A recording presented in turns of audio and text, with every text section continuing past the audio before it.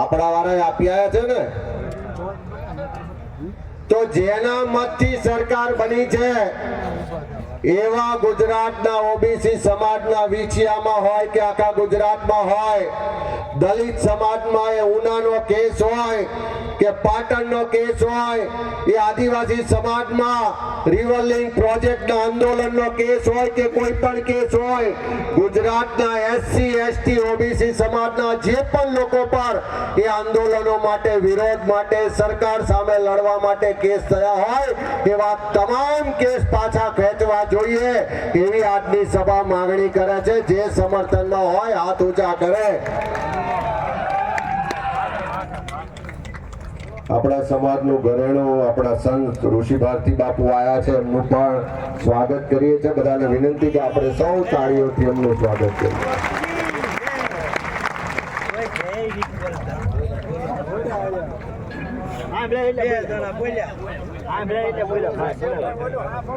હમણાં થોડા વખત પહેલા વિધાનસભાનું બજેટ ગયું, બધાએ બજેટ જોયું હશે।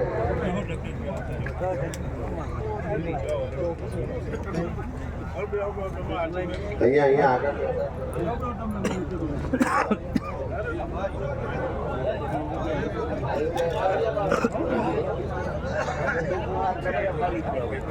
હમણાં થોડા દિવસ પહેલા વિધાનસભાનું બજેટ ગયું।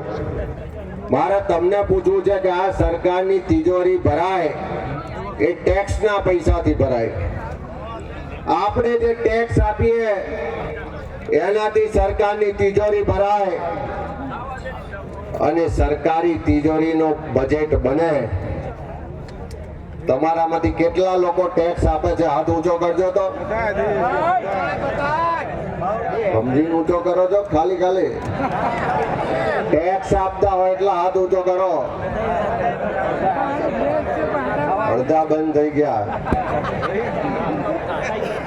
પણ એક જમાનો હતો કે જ્યારે પૈસાદાર ઉદ્યોગપતિઓ ટેક્સ આપતા હતા અને એ વખતની સરકારો ગરીબ લોકો માટે યોજના આપીને પૈસા ફાળવતી હતી।